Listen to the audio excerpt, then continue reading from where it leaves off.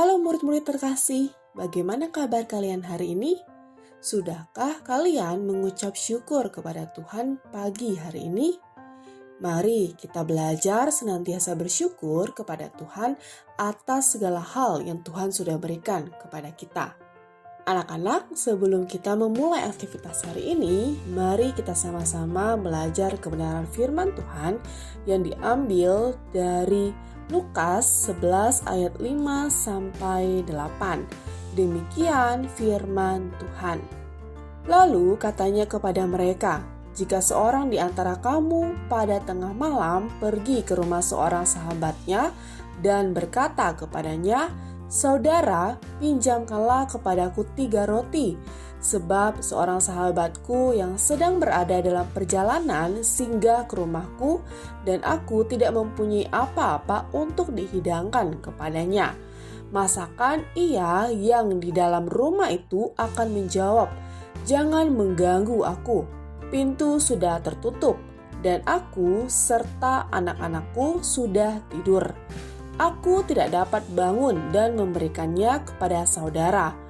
Aku berkata kepadamu, sekalipun ia tidak mau bangun dan memberikannya kepadanya karena orang itu adalah sahabatnya, namun karena sikapnya yang tidak malu itu, ia akan bangun juga dan memberikan kepadanya apa yang diperlukannya."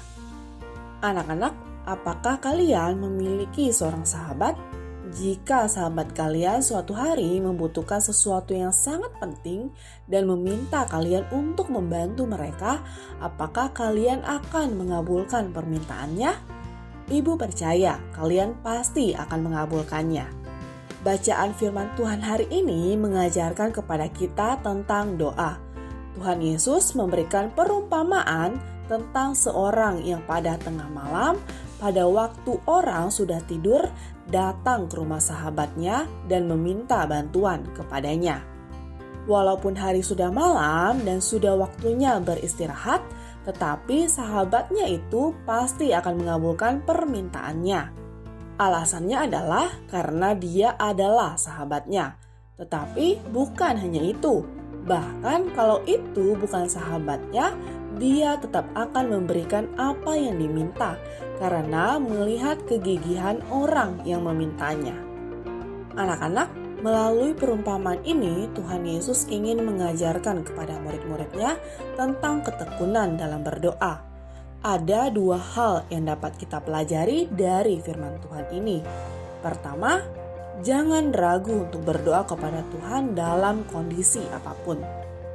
Pada perumpamaan ini, Tuhan Yesus bercerita bagaimana seseorang berani mendatangi rumah orang lain untuk meminta bantuan karena orang itu adalah sahabatnya. Selain itu, sahabatnya itu juga dapat memahami kebutuhannya sehingga memberikan apa yang dimintanya. Anak-anak, bagaimana hubungan kita dengan Tuhan? Apakah kita memiliki hubungan yang dekat dengan Tuhan?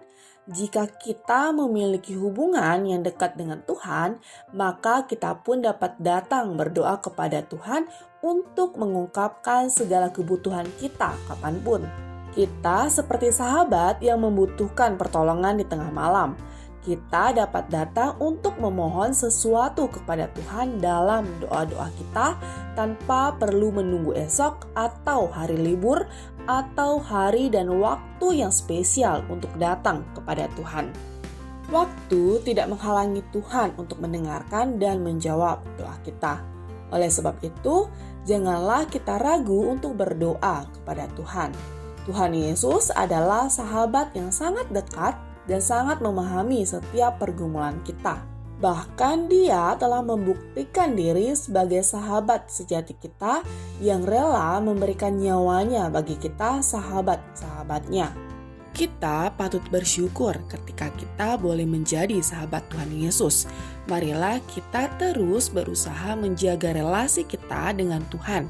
Kita perlu senantiasa membangun relasi yang indah dengan Tuhan melalui doa, ibadah, belajar, dan menaati firman Tuhan.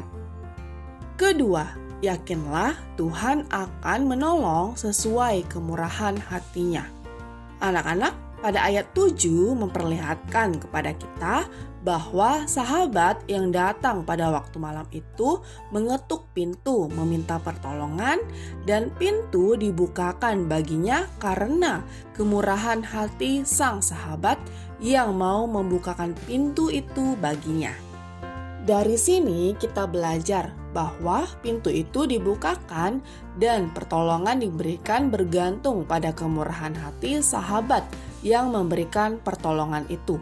Jika sahabat ini tidak bermurah hati untuk membukakan pintu, tentu orang yang datang ini tidak akan memperoleh pertolongan yang ia inginkan. Demikian juga ketika kita datang memohon kepada Tuhan.